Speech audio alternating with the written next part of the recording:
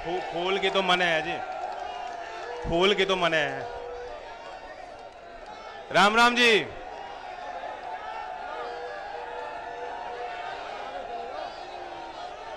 मुझे भी बहुत देर इंतजार करना पड़ा आपके बीच आने को, और आपने भी खूब इंतजार किया। कार्यक्रम तो पहले हो जाना था, लेकिन कुछ दिन टाल के आज मैं फिर आपके बीच हूं। पहले शांति बना लो तभी बात होंगी। बना लो, शांति बना लो। रुक जाओ रुक जाओ रुक जाओ, आप सब शांति बनाए रखें, व्यवस्था बनाएं, तभी चौधरी साहब बोलेंगे।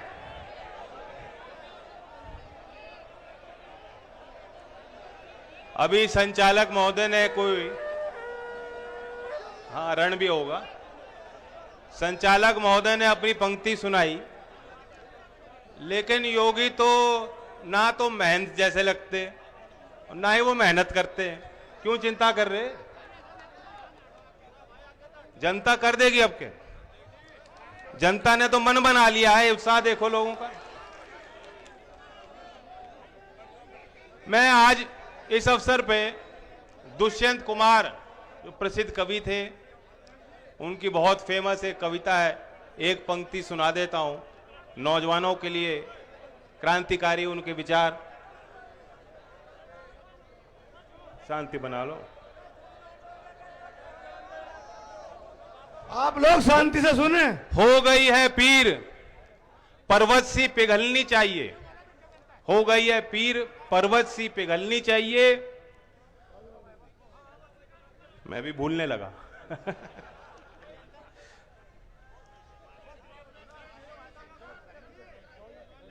इस हिमालय से कोई गंगा निकलनी चाहिए।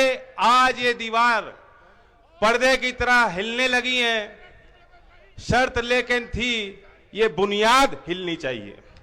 तो नौजवानों, बुनियाद हिलानी है, व्यवस्था बदलनी है।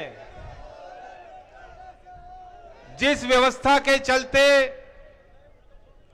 पिछली सर्दी में किसान बैठे थे राजधानी की सीमाओं पर अपनी मांगों को लेकर, अब दोबारा सर्दी आ गई।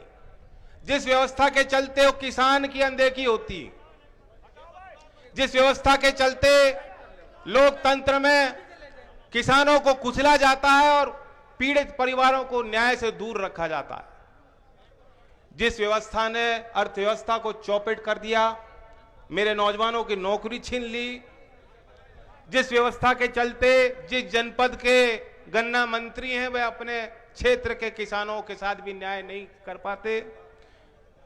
मैं जानता हूं कि 30 अक्टूबर का आंकड़ा है, हमारे शामली मिल की जो गन्ने की जो मिलें हैं उन्हीं का जोड़ कर लोगे तो 373 करोड़ रुपए गन्ना किसानों का बकाया इसी जिले में, इसी जनपद में। तो यह बुनियाद हमें चेंज करनी है, हिलानी है। जो क्रूर शासक हैं, जो सोचते हैं कि जनता से मुंह मोड़ लो, चुनाव में दूसरे मुद्दे ले आओ, कभी पाकिस्तान, कभी तालिबान, कभी बाबर और अंग्रेज से लड़ना चाहते हैं। योगी जी गरीब आदमी पे यूएपीए लगाना चाहते हैं, बुलडोजर चलवाना चाहते हैं लोगों के मकानों पर। लेकिन एक भी दिन, एक भी तारीख 5 साल में हमने और आपने देखा है, आप भी गवाह हो, एक ऐसी तारीख, एक ऐसा पल नहीं आया कि योगी जी ने किसी पूंजीपति को या बड़े आदमी को कटघरे में खड़ा किया हो, क्या गरीब आदमी का पक्ष रखा हो, किसान का पक्ष रखा हो। अगर योगी जी चाहते तो यहां जो गन्ना किसानों का बकाया है, क्या सोचते हैं आप? अगर मंत्री जी दिल खोल के काम करते, अगर इनकी इच्छा शक्ति होती, अगर सरकार में किसान के दर्द और पीड़ाओं को समझने वाले लोग होते, चाहे दिल्ली में हो चाहे लखनऊ में हो, तो ये नौबत नहीं आती। क्या करना है उनको? कानूनी दाव पेच सब मालूम है, कानून सख्त है, कानून में तो प्रावधान 14 दिन का है, कानून में ब्याज का प्रावधान है। एक कानून चौधरी साहब के समय का बना था जो मोदी जी ने उसको खत्म कर दिया। उस कानून में तो यह भी लिखा था कि कोई मिल मालिक अगर जो है भुगतान समय पे नहीं करता बार बार, तो उसकी मिल भी सरकार एक्वायर कर सकती है। वह कानून उन्होंने खत्म कर दिया मोदी जी ने, लेकिन अभी भी कानून है। अगर ये चाहते तो किसानों को समय पे भुगतान हो सकता। और चुनाव के पहले हमें, आपको पता है, मोदी जी ने आके बड़ी बड़ी बात कही थी। आज चुनाव के पूर्व संध्या पे हम सब सोच रहे थे कि इतना बड़ा आंदोलन हो रहा है, गांव गांव गली गली हर बैठक पे चर्चा है कि गन्ने का भाव तय होना है, कुछ ना कुछ बढ़ेगा। लोग अनुमान लगा रहे थे, हरियाणा ने घोषित किया ज्यादा, पंजाब ने घोषित किया, उसके बाद सब लोग अनुमान लगा रहे थे कि कम से कम 400 पार तो होगा। खूब दबाव है किसानों का। योगी जी थरथरा रहे हैं, योगी जी हिल रहे हैं, उनकी बुनियाद हिल रही है और दिल जीतना चाहते हैं तो 400 से ज्यादा देंगे। लेकिन क्या दिया? क्या भरपाई हुई किसानों की? लागत भी पूरी नहीं होती। तो 5 साल में जो किसान के लिए इतनी महाकंजूस सरकार रही हो, किस तरह से लागत बढ़ती आई आपकी। सबसे पूरे देश में सबसे महंगी बिजली। बनत के लोग आए थे अभी, उन्होंने बड़ा आशीर्वाद मुझे दिया, धन्यवाद करता हूं। पिछले साल बनत के ही एक मजदूर जो 4 साल से हरियाणा में भट्टे में मजदूरी कर रहा था, जिसके घर में कोई कनेक्शन नहीं था, कोई बिजली नहीं आ रही थी, उस एक गरीब के घर भी 1,37,000 रुपए का बिजली का बिल योगी सरकार ने, योगी जी ने खुद पहुंचाया था। बताओ बनतवासियों, 1,37,000 का बिल आया था उस पर भी। कोई मजदूर कैसे भर देगा? कोई किसान कैसे भर देगा ऐसे बिल को? अब किसानों को डर लग रहा है क्योंकि आपके ट्यूबवेल पे भी मीटर लग रहे हैं। और किसान जो बैठे हैं, आंदोलन कर रहे हैं, उनकी मांग कृषि कानून को लेकर है। लेकिन एक बड़ी बात है जिस पे चर्चा हम लोग नहीं कर रहे। मोदी जी चाहते हैं कि बिजली कानून 2003 को बदल दिया जाए। आज बिजली एक्ट के तहत उपभोक्ताओं की अलग अलग श्रेणियां हैं, इंडस्ट्रियल, कमर्शियल, और ये जो कानून बनाना चाहते हैं कि सारी श्रेणी एक हो जाएगी। किसी भी राज्य सरकार में जो रेट का निर्धारण की जो प्रक्रिया है या जो आयोग बने हैं, उनके हाथ में कुछ नहीं रहेगा। बिजली कानून अगर ये मोदी जी जैसा बनवाना चाहते हैं, अगर बन गया, अगर हम और आप चूक जाएंगे, जिस तरह से आपने अभी देखा उपचुनाव में थोड़ी सी आपने इनको चोट पहुंचाई, हिमाचल प्रदेश के, राजस्थान के, हरियाणा के लोगों ने थोड़ी उनको चोट दी और तुरंत जो है उन्होंने टैक्स कम करके, घटा के डीजल और पेट्रोल के भाव आपके लिए कम किए। ये वो चोट का कारण परिमाण है, वही कारण है कि उनको एहसास हो रहा है। अगर हम और आप चूक गए तो ये बिजली कानून में संशोधन भी सरकार लाएगी। एक श्रेणी में सब आ जाएंगे और फिर दिल्ली में बैठ के अंबानी और अदानी जैसे लोग कितना बिजली का बिल आपके घर में पहुंचना चाहिए, ये लोग तय करेंगे। हम और आपके हाथ में कुछ बस में रहने वाला नहीं। मैं सचेत कर रहा हूं, 14 दिन की बात मैं कह रहा हूं, 14 दिन की बात हर एक किसान जानता है कि ये हमारा हक है। आज नहीं मिल रहा 14 दिन में, 1 साल 1.5 साल पीछे मिल रहा है, तब भी कोई शिकायत किसान नहीं कर रहे हैं कि मिल जा। लेकिन हम और आप जानते हैं, सब लोग जानते हैं कि आज कानून में 14 दिन का प्रावधान है। वो 14 दिन का जब प्रावधान जब तक कानून में लिखा जाएगा, देश के न्यायालय में, लोकतंत्र में, देश की सदन में, सड़क पे हम और आप बैठ के अपना विरोध भी जता सकते हैं और पूछ भी सकते हैं और हिसाब भी ले सकते हैं कि 14 दिन हो लिए। लेकिन अगर हम और आप चूक जाएंगे और बाबर और औरंगजेब को गोली देकर कैराना पलायन की बकवास करके ये लोग वापिस अगर सत्ता में आ गए, तो ये 14 दिन का प्रावधान भी कानून से मिटने वाला है, ताकि हम और आप, कोई भी किसान अपना हक ही ना मांग सके। ये कोई बनावटी बात नहीं है, ये मत सोचना।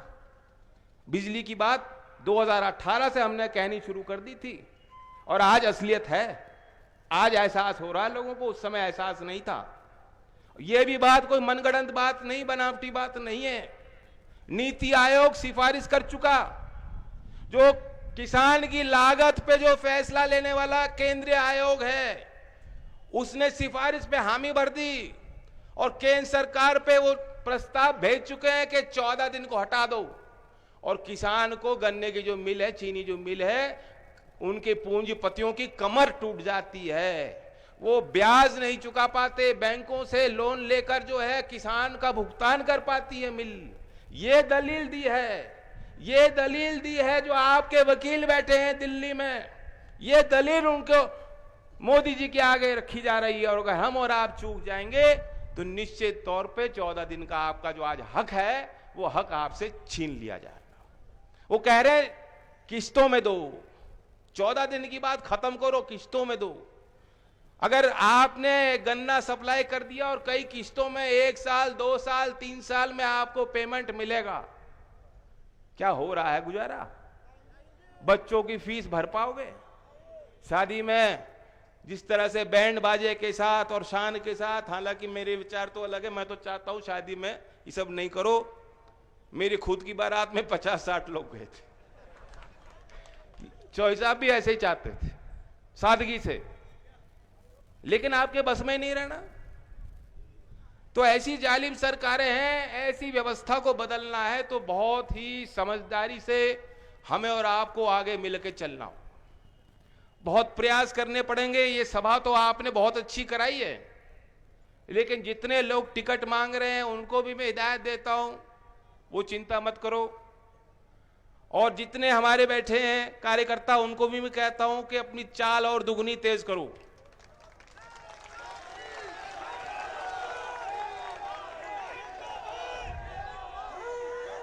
ये हम और आपको रोकने की भरपूर कोशिश करेंगे। लखीमपुर की घटना हुई थी, उस दिन भी रोकने की कोशिश की थी। मैं बरेली गया, उसके बाद उनकी अंतिम अरदास पे किसानों के उन परिवारों के बीच जाना चाहता था, वहां भी उन्होंने रोकने की कोशिश की, लेकिन रुका तो नहीं। मेरा काम रुकने का नहीं है। मैं खुले दिल से आपके वादा करता हूं, अगर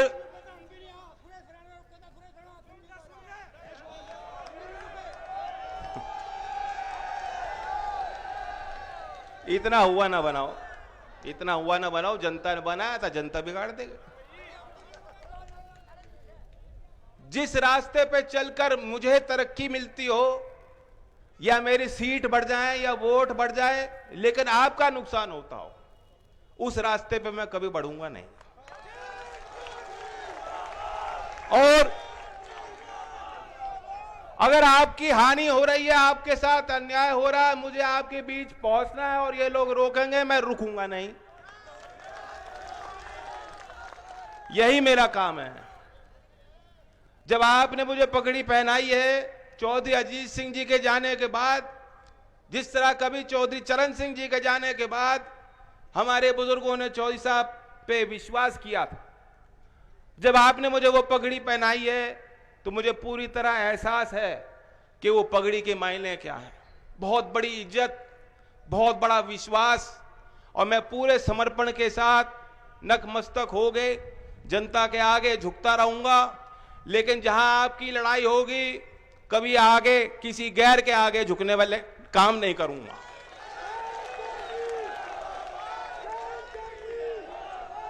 हमें यूपी की फिजा बदलनी है। मैंने सपना देखा है अपने शामली क्षेत्र के नौजवानों के लिए। अगर आप व्यवस्था बदलना चाहते हो, इनकी बुनियाद हिलाना चाहते हो, वैसे आना तो आज ही था मुख्यमंत्री जी को।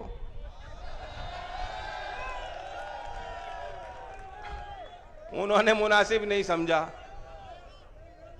ऐसी कोई बात नहीं योगी जी, उंगली वाली बात पुरानी हो गई, ऐसी कोई बात नहीं। कैराना में कही गई थी और कैराना में आपने कर दिया था, कर दिखाया था। कल जब आएंगे योगी जी, हम तो पूछना चाहते हैं, हम तो बीजेपी के हर नेता से पूछना चाहते हैं, प्रदेश का नौजवान, मैं तो आपको कहता हूं, आप पूछो क्यों नहीं हो रही भर्तियां, कब होंगी भर्तियां, कब मिलेंगी नौकरी। 70 साल नौकरी दूंगा, 70 लाख नौकरी दूंगा 5 साल के अंदर, उन्होंने कहा था, योगी जी ने कहा था। आज पूरे देश को पाट दिया, 4.5 लाख नौकरी दी है। खुद कह रहे हैं कि 4.5 लाख नौकरी दी गई, 70 लाख का वादा किया था।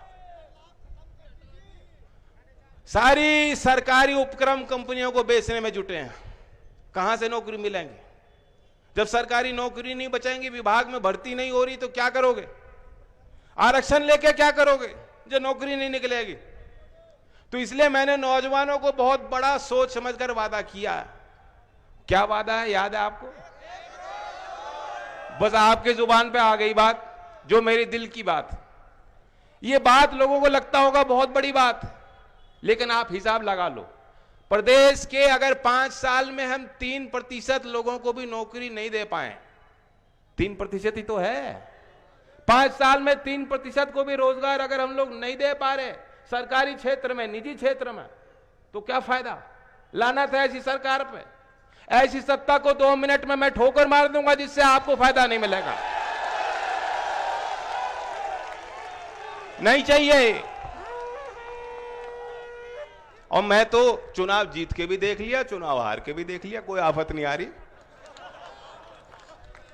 कोई आफत नहीं आ रही। हम वही हैं, आप वही हो। ये जरूर है कि कष्ट बढ़ गए, बोझ बढ़ गया आप पे, उस चीज का मुझे एहसास है और मुझे लगता है कुछ आपको भी एहसास हो लिया। बस जो कमी रह गई हो, जो मुजफ्फरनगर वाले साथियों को मलाल हो दिल में, कोई बात नहीं, चौधरी चरण सिंह जी भी एक बार चुनाव हार गए थे, लेकिन वो जो मलाल है उसे दूर करना तो एक ही रास्ता है। अगर अपने बेटे पे विश्वास करते हो, मुझे एक मौका देना चाहते हो, तो एक ही रास्ता है, 2022।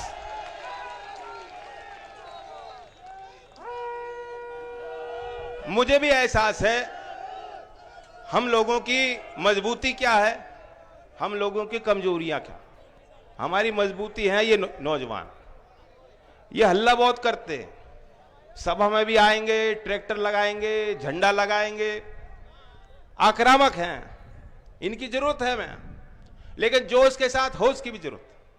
हमारी कमजोरी यह भी है कि हमारे संगठन का ढांचा बहुत कमजोर है, नहीं बच रहा संगठन।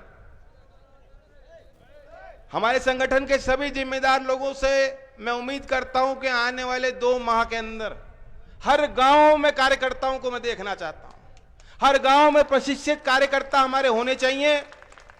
आज ही मैं ऐलान कर रहा हूं, आने वाले समय में हर रविवार को हम अभियान छेड़ेंगे, बहुजन उदय अभियान।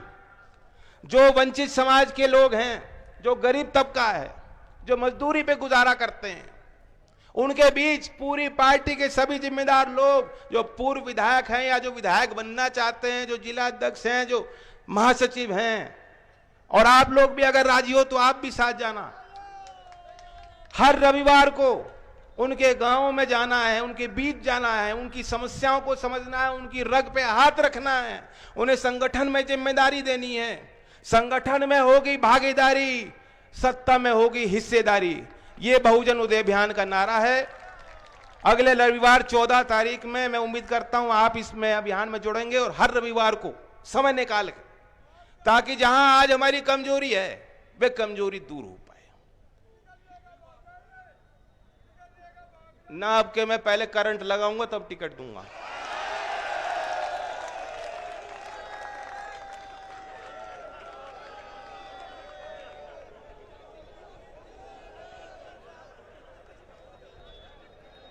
गन्ने के बारे में मैं बताना चाहता हूं, जो हमने फैसला लिया है, यह आखिरी पेरोई सत्र है गन्ने का जो अब चल गया, यह आखिरी सत्र है जहां आपको कष्ट झेलने होंगे। आगे आपको कष्ट झेलने की कोई जरूरत नहीं। जब आपकी सरकार आ जाएगी, 1.5 गुना लागत पे मूल पहले ही सत्र में घोषित करेंगे, और उसके बाद जो महंगाई का सूचकांक है, आपने देखा होगा सरकारी कर्मचारी होते हैं, वेतन बढ़ाओ वेतन बढ़ाओ, उनको आंदोलन करने की जरूरत नहीं होती, सरकार बढ़ा देती है। डियरनेस अलाउंस मिलता है उनको, महंगाई का भत्ता मिलता है उनको, जैसे जैसे महंगाई बढ़ती है उनकी जो पगार तनख्वाहें बढ़ती जाती हैं। किसान के लिए ऐसा कोई सिस्टम नहीं, कोई सिस्टम नहीं, हर बार लड़ना पड़ता है, लड़ाई लड़नी पड़ती है, मांग करनी पड़ती है, सरकारों के खिलाफ लड़ना पड़ता है, सड़क पर आना पड़ता है, और तब भी आपकी सुनवाई नहीं हो पाती। इसलिए सिस्टम से चलना होगा, सिस्टम बनाना होगा, व्यवस्था बनानी होगी किसान के पक्ष की। इसलिए हमने कहा है कि 1.5 गुना लागत पे गन्ने का भाव पहले सत्र में, और उसके बाद उस भाव को महंगाई की सूचकांक से जोड़ दिया जाएगा। उद्योग को भी मालूम होगा, मिल मालिक को भी मालूम होगा, और किसान को पहले मालूम होगा कि हमें भाव क्या मिलने जा रहा है।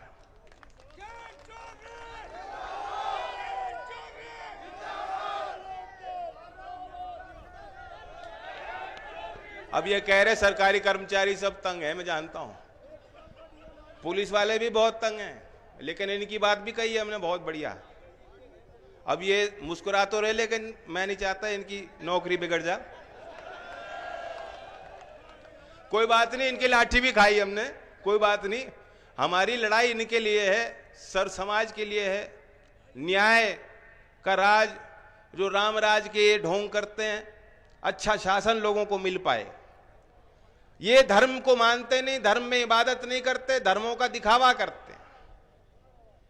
लेकिन मैं जानता हूं कि उन विषयों को सत्ता और शासन से दूर रखना चाहिए।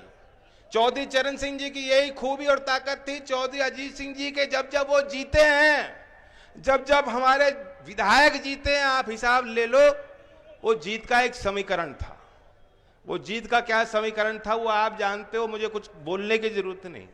और आज आपके यहां पगड़ी देखकर, टोपी देखकर, आपको देखकर, मुस्कुराते चेहरों पर मुझे एहसास हो रहा है कि वो जीत का समीकरण आपने दोबारा एक बार बना दिया। वो हमारा भाईचारा है, भाईचारा। बीजेपी आज एक एक जाति पे सम्मेलन कर रही है, प्रजापति सम्मेलन, कभी जाट सम्मेलन भी करेंगे। एक जाति से कुछ नहीं होने वाला, एक जाति का वर्चस्व कभी नहीं बन सकता समाज में। लोकदल एक जाति की पार्टी नहीं है। आप मेरी जाति से पहचान मत करो, मेरे जज्बात को पहचानने का काम करो, मेरी भावना को समझने का काम करो। मैं अपने नौजवानों से खास तौर से कहना चाहता हूं। तो फिर हमारे घोषणा पत्र पे भी आप लोगों ने गौर किया होगा। मोटी मोटी बातें तो आपको पता है नौकरी की, और कोई भाई अगर पढ़ना चाहता है तो मैंने ट्विटर पे अपने एक पूरी लिंक दी है, उस पर आप अपने फोन पे ही उस चीज को पढ़ सकते हैं। जो 22 के हमारे 2022 के 22 संकल्प हैं, और पूरा मैनिफेस्टो हिंदी में और इंग्लिश में। आप चाहते हैं तो फोन पे ही आप डाउनलोड करके पढ़ सकते हैं। आप उसको छपवा भी सकते हैं, गाँव में उसको बंटवा सकते हैं, बैठक में बैठ के लोगों को बता सकते हैं। ये प्रचार का अहम हिस्सा है। और हमने शायद देश में जितने चुनाव हुए, आप विश्लेषण कर लेना, आज तक किसी भी पार्टी ने चुनाव के 4 महीने पहले घोषणा पत्र जारी नहीं किया। यह हमारी ताकत बनेगी। जब तक चुनाव आ जाएगा सबको पता लग जाएगा हम क्या करने जा रहे हैं, और आप औरों से भी मांग सकते हो। और मैं तो मानता हूं कि अगर हमने घोषणा पत्र में जैसा हमने कहा है, हो सकता है इससे ज्यादा कुछ मिल जाए। हमने कहा है कि किसानों का पुराना बिल, किसान और बुनकर का पुराना बिल माफ करेंगे और अगली दर हाफ करेंगे। हो सकता है योगी जी कल आ रहे हैं, हो सकता है कल वैट पे कुछ छूट और दे दें, हो सकता है बिजली की कोई बात कर दें। मुझे ज्यादा विश्वास तो नहीं है, वो तो औरंगजेब को गाली देकर चले जाएंगे। वो कैराना पलायन पे कहेंगे। लिखवा लो मुझसे, उसके अलावा कुछ नहीं कहने के। गन्ने पे कुछ नहीं कहेंगे, वो कहेंगे हमने गन्ने पे इतना जो है पैदावार करा दिया। कभी खेत में तो गए नहीं वो तो बछड़ों के बीच घूमते हैं, खेत में तो गए नहीं।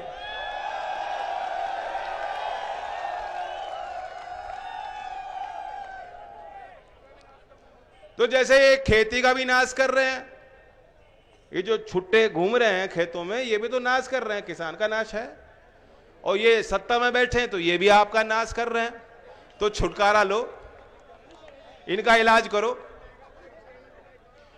एक एक दिन बहुत कीमती है, अब वक्त नहीं बच रहा, 4 महीने नहीं बच रहे, एक एक दिन बहुत कीमती है। इसलिए मैं आपसे उम्मीद करता हूं, मुझसे मिलने की होड़ मत करना, दिल्ली की दौड़ छोड़ दो। कोई टिकटार्थी अगर टिकट चाहता है हासिल करना, दिल्ली आना बंद करे, गांव में जाए, क्षेत्र में जाए, किसानों में जाए।